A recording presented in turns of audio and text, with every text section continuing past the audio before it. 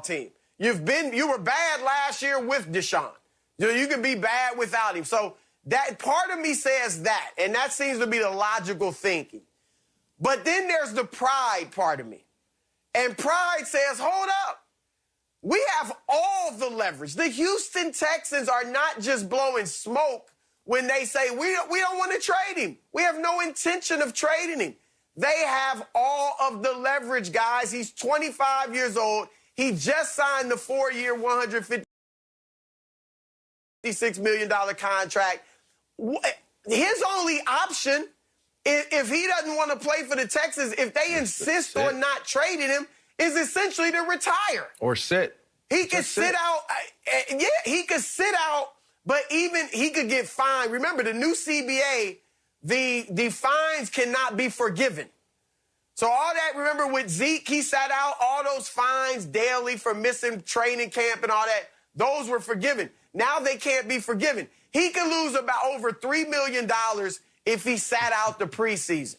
All right? And then if he really wanted to play hardball and say, you know what, I'll retire rather than play for the Texans, they could demand, you know what, that $27 million signing bonus we gave you, we want 21.6 of it back. Yeah. All right, give us that money back. Then if Deshaun was like, well, I'll retire, if he wanted to come back at any point, guess who would have his rights? They still got the Houston Texans. Yeah. And it wouldn't be just till 2025. The 4 years would start, or maybe even 5 years would start when Deshaun re-entered the league. So that's not even to mention, guys, that they could franchise him for 3 years. That's crazy, but if they want, they have his rights. He has no leverage. So that's the pride part of me. But all that said, I do think at the end of the day, Deshaun Watson will be traded before next season. All right, because you just don't want to bring that into your locker room. Yeah. And I know you can look at it theoretically and say, well, look, he'd have to play. He loves the game. He'd have to play at his best ability. It doesn't help him to go out there and mope and sulk and look bad. James Harden did it. James Harden had already established himself as a Hall of Fame player. All right, Deshaun Watson is young. He's building, so he can't really do that. You can say that in theory, but he's a human being. If he really doesn't want to be there, it's going to show, and he probably won't, even if he tries to play his best, won't be at his best. So I think at the end of the day, they're going to trade him for a king's ransom. It sets a dangerous precedence if they just continue to allow a player to force themselves out of the team situation. It doesn't work like that in the NFL. It works like that in the NBA. It's much different. He will be a Houston Texan. And here's what the Houston Texans are banking on, Chris and Mac. They're banking on the fact that a disgruntled, upset, over it, Deshaun Watson will have enough pride in himself and his abilities to not devalue himself or defame himself by playing pout ball. He's not going to pout. He's not going to. So the only option Deshaun has to really overcome not getting the trade that he wants is to sit out. That's the only way to overcome it. Because if they do not get rid of him and he is forced to play for this Houston Texans team, he will play. This was not about us being brothers when he went in there and saw David Culley. You know what this was about? This was about going in and appealing to the new head coach and letting him know that you have stepped into a situation that you have no idea how messed up, and not in those terms, that this situation is here in Houston. And I would suggest to you, you do the best that you can to figure it out so that you don't ruin your coaching career moving forward, because it could go so bad that you don't ever get another opportunity to coach as a head coach. As for me, Coach, please, if you have an ounce of care, sympathy, empathy, any type of compassion for me as a young man aspiring to be all that I can be in life and in this world to make a difference, please, Coach Sully, please allow me to have a trade. Please. And that's what took place in that meeting. I can guarantee you, I've been there before. I'm shocked that you guys don't think he's gone. I mean, they have basically 62 days left before the draft. I just said he's the gone. Texans will definitely trade him. Oh, well, okay. Chris said he's gone. I'm saying he's going to be First of all, LeVar, you know how this game works in the NFL, okay? I do. Deshaun Watson has one of the most powerful agents in the league. He got Jalen Ramsey paid big bank, okay? If you set the precedent where you're Houston, you say, we're not gonna trade you, you're going to come play, and Watson says, I'm not playing. I'm sorry. I'm going to sit out. You lied to me. The owner looked me in the face and told me I could have input, and you'd listen to what I was saying, and you lied to me. And I can't, we can't get past that. And they just say, fine, we're not trading you. You can sit out.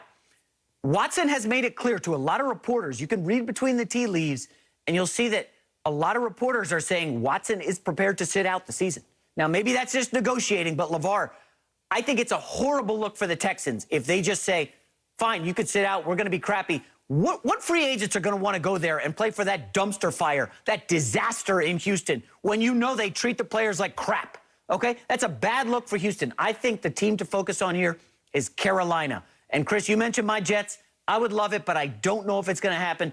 Carolina has a new owner, a billionaire hedge fund guy. Okay? You know what these hedge fund guys do. First moves, right out of the gate, Ron Rivera, see ya. Cam, thank you for your service. These hedge fund guys look for distressed assets and flip them quickly. Deshaun Watson is exactly that, a distressed asset in Houston. He's waving the white flag. Please come and save me. These first-round draft picks, guys, are borderline overrated at this point. If you look at Carolina's last 4 first-round picks, okay, Derek Brown, Brian Burns, DJ Moore, Christian McCaffrey, you're telling me you wouldn't flip that in a heartbeat for Deshaun Watson? These first-round draft picks, guys, I know they have value, but you shed 4 of them to Houston. Just be careful on how you're talking about first-round draft picks. Okay, I know there's a couple defensive guys in there. LeVar was a first-round pick. Yeah, all right. But just be Deshaun Watson, LeVar, he's a top 5 quarterback in the league. Right. You do this in a heartbeat. Chris, the clock is ticking. I mean, they got to make a move here. There's no way they keep Watson and keep him on the bench. No way. You're both wrong. You keep him. Look, like I said, I get where you're coming from, LeVar, and I hear you.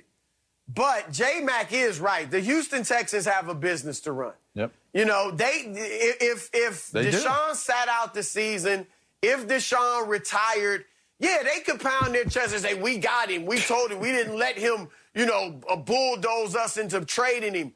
But then your team is still jacked up. You don't have your quarterback, Chris, and you don't have the assets you would have gotten for him. Why would Deshaun Watson put himself in economic distress? You got to keep in mind, this is only his second contract.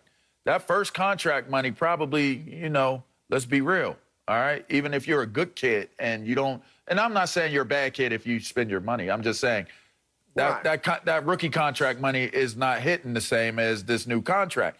Why would you take away all, and this is very important, people, listen to this. Why would you give away all of your financial leverage by sitting out and disqualifying yourself of the contract that you've earned?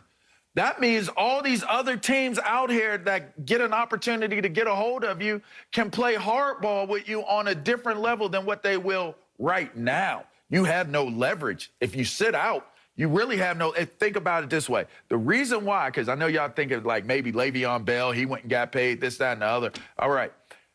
If he sits out, and like you said, those penalties are not, they're not going to be forgiven. If you're saying I've played my last game there, you are putting yourself in an economic situation that there's no reason for you to do it. So if I'm Houston, I'm going to play that hand. I'm going to play that hand, and I'm going to say, look at it this way. Let me put it to you in terms like this. If I have LeBron James on my team under contract and he doesn't want to play for me, I'm banking on the fact that a LeBron James that is not happy with where he's at is still better than any other player that we would bring in here and try to replace him with. I'm not giving him away. If I'm Houston, there is nothing I can do to improve what I have right now, even if he's upset. So I'm just going to ride it out. If you're going to sit out, you got to sit out. You got to sit out, and we got to go from there. I hear you. I hear what you're saying. I get it. But at the end of the day, like I said, they got a business to run. And here's the thing. Deshaun